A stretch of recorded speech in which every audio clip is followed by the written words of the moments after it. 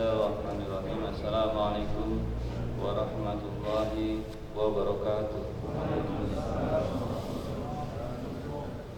Innalhamdulillah nahmaduhu wa nasta'inu wa nastaghfiruh wa na'udzu billahi min shururi anfusina wa min sayyiati a'malina wa ba'd. Wa qala Allah ta'ala Qul hadhihi sabili ad'u ila Allah ala basiratin ana wa ma'ani tabah. Wa qala Nabi sallallahu alaihi wasallam jadidu imanakum kila ya Rasulullah wa kaifa nahnu nujadidu imanana qala aksiru min qawli la ilaha illallah atau kama qala Nabi sallallahu alaihi wasallam. Hadirin bapak-bapak yang sama-sama dirahmati Allah, kita semua bersyukur bahwasanya Allah Subhanahu wa taala berikan kita taufiknya, diberikan kita kemudahan ya. Satu langkah kita ke masjid ini Allah gugurkan dosa-dosa kita. Satu langkah lagi Allah naikkan derajat kita Bapak sekalian. Nah, dikatakan masjid ini sebagai Baitullah, rumahnya Allah ya. Maka dikatakan masjid tempatnya orang-orang soleh, tempatnya orang takwa, sukanya di masjid. Bahkan malaikat juga sukanya di masjid. Bahkan hidayah rahmat turunnya di masjid duluan Bapak Ibu sekalian. Kemudian kita niat di masjid dengan doa nawaitu itikaf fi hadzal masjid sunnatan lillahi ta'ala. Maka siapa yang niat ini akan dijauhkan 3 parit dari api neraka. Maka kata ulama, apa panjangnya 1 parit ini? Ini adalah bumi dan langit. Jadi siapa yang niat duduk sebentar saja di masjid dengan niat itikaf, maka Allah akan jauhkan 3 parit dari api neraka. Hadirin yang sama-sama dirahmati Allah, di zaman baginda Nabi sallallahu alaihi wasallam, dulu Nabi ini buat masjid dengan sangat sederhana sekali, Pak. Bahkan dalam satu riwayat dikatakan dia punya tiangnya itu dari pohon-pohon kurma, Pak. Sangat sederhana sekali. Atasnya ini dari ranting-ranting daun kurma. Bahkan kalau kita tengok sekarang ini karpetnya bagus. Di zaman baginda Nabi sallallahu alaihi wasallam itu pasir semuanya.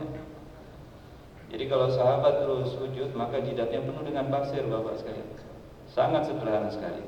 Tiangnya dari pohon-pohon kurma, atasnya di ranting-ranting daun kurma. Tapi Bapak sekalian, setiap sahabat yang datang ke masjid, siapa yang sadar datang ke masjid, Allah berikan hidayah. Ya, kenapa Bapak sekalian diberikan hidayah? Karena di zaman baginda Nabi sallallahu alaihi wasallam, masjid ini dibangun atas 4 amal. Apa amal yang dibuat baginda Nabi sallallahu alaihi wasallam? Ada dakwahnya di masjid ini. Yang kedua, di masjid di zaman baginda Nabi sallallahu alaihi wasallam ada ta'lim wa ta'allum. Yang ketiga, di zaman baginda Nabi sallallahu alaihi wasallam masjid ini ada zikir ibadat. Yang terakhir khidmat. Maka siapa yang datang ke masjid ini dengan 4 amal dihidupkan seperti ini, insya Allah yang datang ke masjid akan diberikan hidayahnya Allah Subhanahu wa taala. Kita tengok di zaman baginda Nabi sallallahu alaihi wasallam, sahabat, ada satu orang Yahudi diikat di depan Masjid Nabawi. Dia lihat kehidupan para sahabat selama 3 hari. Bagaimana akhlaknya sahabat, muamalahnya sahabat, muasyarahnya sahabat, ibadahnya sahabat. Maka Yahudi masuk Islam. Ya. Ada Yahudi lagi buang kotoran di Masjid Nabawi. Nabi tidak ingin pukul itu Yahudi, enggak. Sahabat marah, tapi Nabi tidak. Dihikmat dengan tangan Nabi sendiri itu kotoran dibersihkan. Maka dengan akhlak hikmat baginda Nabi sallallahu alaihi wasallam ini pun Yahudi masuk Islam. Jadi maknanya Bapak sekalian, kalau ini masjid-masjid dihidupkan dengan amal tadi, dakwahnya ada, ta'limnya ada, zikir ibadatnya ada, khidmatnya ada. Nah, ini menjadi asbab hidayah. Siapa yang datang ke masjid Allah berikan hidayah untuk masuk Islam Bapak sekalian. Nah, ini Bapak sekalian bagaimana kita di sini pikirkan. Jadi bukan hanya masjid kita saja, Pak. Kita pikirkan bagaimana masjid-masjid yang lain bisa ada amal seperti ini. Dakwahnya hidup, ta'limnya hidup, zikir ibadatnya hidup, kemudian khidmatnya hidup. Sehingga kalau ini kita hidupkan di masjid seperti ini, maka dari masjid ini akan bisa dikeluarkan rombongan-rombongan dakwah, Bapak. Maka di zaman baginda Nabi sallallahu alaihi wasallam Bapak sekalian, Sahabat-sahabat itu dikirim dari satu negeri lah. Sahabat yang dikirim ke mana? Ke Cina. Sa'ad bin Abi Waqqas radhiyallahu dikirim ke Cina, kubur di Cina. Ada sahabat yang dikirim ke Turki, Abu Ayyub Ansari radhiyallahu dikirim ke Turki. Ada sahabat lagi yang dikirim dakwah ke Yaman, Mu'adz bin Jabal radhiyallahu, maka agama hidup di Yaman. Jadi dengan amal yang tadi dihidupkan Bapak sekalian, maka sahabat-sahabat ini rombongan dakwah diusahakan bisa dikirim ke penjuru-penjuru dunia. Ya, maka Nabi SAW bersama sahabat mentarbiyah juga di masjid, digembleng di masjid, ditarbiyah di masjid, buat halaqah iman di masjid, halaqah dakwah di masjid, halaqah ta'lim di masjid, ya kan? Sehingga Bapak sekalian, ini amal-amal yang dibuat di masjid ini, masya Allah, akan jadi asbab hidayah. Nah, ini maksud tujuan kami rombongan datang ke sini, Pak, melibatkan istri kami 3 hari di sini. Tujuannya yang pertama adalah dalam rangka memperbaiki diri, islah diri, Bapak sekalian. Ya, bagaimana dalam diri kami ini ada kekuatan iman, kekuatan amal. Ya, sehingga dengan iman yang kuat ini, dengan amal yang betul kepada Allah ini, kami akan mudah menjalankan perintah-perintah Allah. Kami akan mudah meninggalkan larangan Allah dan akan mudah apa? 24 jam menghidupkan sunnah baginda Nabi sallallahu alaihi wasallam. Yang kedua, tujuan kami di sini, Bapak sekalian, dalam rangka menjalin ukhuwah silaturahmi. Karena kita dengan muslim yang lain ini adalah saudara, Pak. Kata ulama ibarat satu jism, satu badan yang tidak dipisah-pisahkan. Bapak di sini sakit, orang Islam di Bogor, maka di Jakarta juga merasakan sakitnya. Ada orang Islam di Cina sakit, maka kita merasakan sakitnya juga. Ada orang Islam di Rusia sakit, kita juga merasakan sakitnya. Dia senang, kita senang. Dia bahagia, kita bahagia. Ini Pak Islam, ya kan? Islam ini saudara, Pak, semuanya. Innama mu'minu ikhwah. Islam ini saudaranya semua, Pak. Dan kita harus ada kepedulian dengan saudara-saudara yang lain, Pak. Tidak boleh kita merasa sudah baik, sudah cukup. Enggak boleh, Pak. Kita harus mikirkan saudara-saudara kita yang lain. Bagaimana saudara-saudara kita yang lain ini selamat dari api neraka masuk surganya Allah. Bahkan dikatakan barang siapa bertemu karena Allah, berpisah karena Allah, ini akan digugurkan, Pak. Bukan dosa kita, dosa satu kampungnya akan digugurkan sama Allah SWT. Ini fadilah daripada silaturahmi. Derajatnya dinaikkan, berkah rezekinya ditambah. Yang ketiga, tujuan kami selain menjalin ukhuwah di sini, ini yang ketiga dalam rangka menghidupkan amal masjid. Innama ya'muru masajidallah. Jadi menghidupkan amal masjid ini, Pak. Tanda-tanda orang beriman ini yang mau memakmurkan masjid-masjidnya Allah. Jadi bukan satu masjid, masjid-masjidnya Allah, masjid-masjid yang banyak, Pak. Ya. Maka inilah pentingnya Bapak-bapak sekalian, kita bagi fikir, ya, bahwa agama ini bukan tanggung jawab kiai saja, agama ini bukan tanggung jawab ulama saja, agama ini adalah tanggung jawab orang Islam yang ada hari ini. Siapa yang ada dirinya ada kalimat la ilaha illallah Muhammadur Rasulullah, dia punya tanggung jawab atas agama ini. Jadi agama ini, Pak, ya, bagaimana kita fikirkan bukan hanya di kampung sini saja. Sebagaimana para sahabat, agama hidup di kampung-kampung yang lain, dari kampung ke pulau-pulau yang lain, dari pulau-pulau ke negeri-negeri yang lain, dari negeri-negeri yang ke benua-benua yang lain, supaya Bapak sekalian 1,5 miliar orang Islam ini bisa menjadi asbab hidayah untuk yang berapa? 5,5 miliar orang bukan Islam, Pak. Jadi masalahnya hari ini Bapak sekalian, kenapa orang-orang di luar Islam belum masuk kepada Islam? Karena amal kita belum betul, Bapak sekalian. Kenapa hari ini kita susah di mana-mana? Kita pikir ini susah, pikir susah, negeri kita susah. Kenapa? Karena amal kita, tawajuh kita pada Allah belum betul, Bapak sekalian. Kalau amal orang Islam betul ini, Bapak sekalian, selesai semuanya. Jadi yang bisa memperbaiki negeri kita, rumah kita, keluarga kita, anak kita ini hanya diri kita. Bagaimana hubungan kita dengan Allah kita perbaiki. Kita ini diperbaiki bukan karena orang lain, bukan. Karena kiai bukan juga. Karena ustadz bukan juga. Yang bisa memperbaiki diri kita hanya Allah Subhanahu wa taala. Maka maksud daripada dakwah ini adalah untuk islahkan diri kita. Ya ayyuhalladzina amanu aminu. Hai orang-orang beriman, perintahnya beriman lagi. Yang sudah imannya tinggi, tambah imannya tinggi lagi. Yang belum beriman, tambah beriman lagi. Jadi kita tengok hari ini, Pak, negeri kita ini bukan masalahnya bukan orang di luar Islam. Masalahnya hari ini kita ini tidak betul hubungan dengan Allah. Yakin kita tidak betul dengan Allah. Amal kita rusak di mana-mana. Nanti kalau orang Islam ini betul amalnya, Bapak sekalian, yakinnya betul kepada Allah, kita tengok, Pak, orang-orang di luar Islam akan tengok amal Islam. Ibadahnya betul, ubudiyahnya betul, muasyarahnya betul, muamalahnya betul, akhlaknya betul, dia akan masuk Islam. Sebagaimana baginda Nabi sallallahu alaihi wasallam, Bapak sekalian, orang Yahudi buang kotoran dihikmat oleh Nabi, Yahudi masuk Islam. Orang Yahudi buta, dia hujat Nabi habis-habisan, tapi Nabi dengan kasih sayang suapi itu ke mulut Yahudi, maka dengan akhlak ini Yahudi masuk Islam. Hindun makan jantungnya pamannya Rasulullah, ya kan? Nabi nggak pernah benci itu, tapi dengan akhlak Hindun tengok malam harinya sahabat dengan doa, maka paginya Hindun masuk Islam.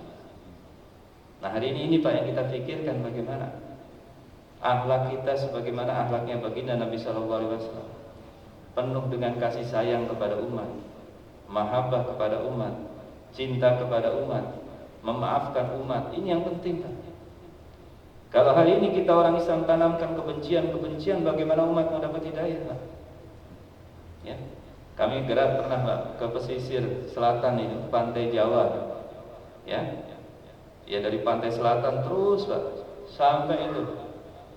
Ada satu orang tua 70 tahun sedang jual peyek, ya, di pinggir laut itu, pantai selatan, Parangtritis, yang masuk Wates terus sampai selatan. Nah, jalan kaki kami 4 bulan. Saya tanya, Mbah, ini pintang, Mbah, ini harganya kayak, oh ya, Mbah Muslim. Dia nggak mau jawab. Mbah bukan Muslim, bukan. Mbah sakit syahadat, bukan sakit, Mas. Oh, nggak bisa syahadat, Pak. Boro-boro Islam syahadatnya nggak bisa, apalagi sholat. 70 tahun nggak kesentuh, Pak. Nah kalau hari ini kita orang Islam nggak ada kepedulian, nggak ada silaturahmi, nggak ada saling kunjung mengunjungi, bagaimana ini orang tua dapat hidayah, Bapak sekalian? Ya, jadi Bapak sekalian, agama ini hidup dengan bergerak, Pak. Sebarkan kasih sayang, sebarkan mahabbah, sebarkan cinta kepada umat.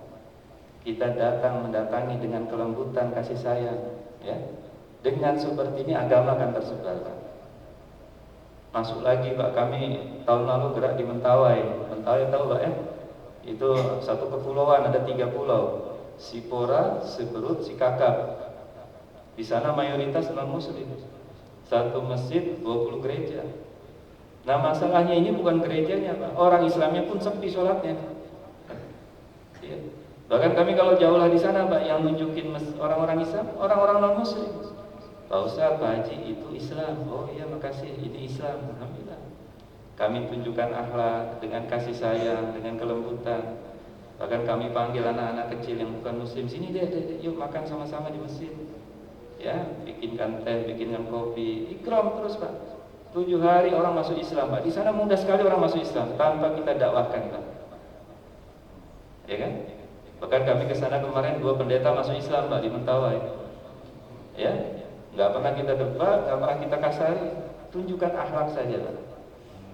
Nah hari ini Bapak sekalian, ya, masalahnya kita hari ini akhlak kita rusak, Pak. Yang kita tanamkan pada umat ini kebencian terus. Ya kan? Apabila orang Islam tidak saling menghargai, menghormati, tidak ada kasih sayang, tidak dipandang hari ini orang Islam pandangan Allah. Tapi kalau orang Islam saling berkasih sayang, saling cinta mencintai, saling hormat menghormati, saling memuliakan, ya, ada sifat pemaaf, Bapak sekalian, Allah akan curahkan rahmat kepada umat hari ini. Ya, maka ini Bapak sekalian, hari ketiga kami sudah di sini. Kami juga mohon maaf, Pak, ya, kami sedang belajar, Pak. Kata orang Jawa nih, ileng, Pak, sedang sinau, Pak, belajar, memperbaiki diri. Jadi Bapak sekalian, bukan kami belum baik, Pak. Ya kan? Kami kesini karena sakit. Maka kami ke sini dalam rangka memperbaiki sakit, bukan sakit jasmani. Kalau jasmani gampang, Pak. Jantung ada rumah sakitnya di Jakarta Harapan Kita. Sakit mata ada rumah sakitnya Aini. Ini yang sakit dalam hati kami, Pak. Ya kan? Hubungan kami sama Allah rusak. Ibarat kami masih belum betul. Muamalah kami, muasyarah kami belum betul. Maka kami datang ke sini ingin memperbaiki diri, Pak. Memperbaiki diri selama 3 hari. Kami ajak istri kami supaya apa? Supaya jadi contoh. Karena kami ini adalah laki-laki imam di keluarga, Pak. Istri ini tinggal tengok kita. Kalau kita imamnya nggak benar, bagaimana istri mau benar? Jadi kalau bapak di rumah, ya, istri macam-macam, jangan salahkan istri, Pak. Kembali perbaiki diri saya yang salah, ya kan? Nah, tujuan kami juga ke sini, bapak sekalian, supaya apa? Rumah tangga kami tambah adem, ayem, romantis, Pak. Jadi tanda-tanda tablik yang betul, Pak, ya. Dia keluar ini tambah sayang sama keluarganya, bukan tambah benci, tambah kasar. Nggak ada tablik pasal, Pak. Tambah sayang sama istri, tambah sayang sama Anda, ya. Kemudian nama lingkungannya, dia ada kepeduliannya, ada mahabbah. Ini tablik. Kerja tablik ini dibangun dengan kasih sayang. Karena nabi-nabi ini kerjanya dengan kasih sayang, Pak. Nabi-nabi kerjanya bukan dengan paksaan. Maka untuk itu Bapak sekalian, doakan kami yang sedang belajar 3 hari di sini dalam rangka memperbaiki diri. Kemudian kami juga mohon maaf, Pak, selama 3 hari mungkin ada kekurangan, kekhilafan yang kami lakukan di sini. Banyak air yang kami pakai. Semoga air yang Bapak sediakan luar biasa ini, Pak, tempat ini menjadi ladang pahala Bapak nanti di akhiratnya Allah. Ketika kehausan nanti air ini akan tolong Bapak sekalian. Kemudian ini masjid tempat kami itikaf yang kami gunakan untuk itikaf di sini, ini menjadi ladang amal pahala di akhirat untuk lapangkan kubur Bapak sekalian. Juga tolong doakan kami juga senang hati kalau bapak-bapak yang ada di sini ini bisa berkunjung ke tempat kami juga di Bintaro. Kami senang menerimanya, Pak. Ya. Kalau Bapak bisa kunjungan balik, Masya Allah, kami dengan terima dengan senang hati. Jadi itu saja Bapak sekalian. Pagi ini mungkin jam 7, jam 8 kami akan kembali ke Jakarta. Kemudian akan melanjutkan kesibukan masing-masing. Jadi Bapak sekalian, kerja dakwah ini sekali lagi, Pak, ini bukan tinggalkan dunia, enggak ada. Kita tetap yang pekerja-pekerja, yang tentara-tentara, yang dokter-dokter, semua kita ada pekerjaannya. Nah, kami hanya meluangkan waktu di jalan Allah, Pak. Mengorbankan sedikit waktu, harta diri dan waktu kami untuk memperbaiki diri. Jadi kalau Bapak ambil bagian dalam kerja dakwah ini, Masya Allah, maka dunia Bapak akan tertata, Pak. Ya, keluarga akan baik, anak akan baik, dan kampung pun akan ikut baik semuanya. Insya Allah, Pak, itu saja. Yang baik datang dari Allah. Apabila ada kekurangan datang dari diri saya sendiri. Sama-sama saya tutup dengan doa kifarah majelis. Subhanallah bihamdi, subhanallah bihamdika, asyhadu an la ilaha illa anta, astaghfiruka wa atubu ilaik. Wassalamualaikum warahmatullahi wabarakatuh.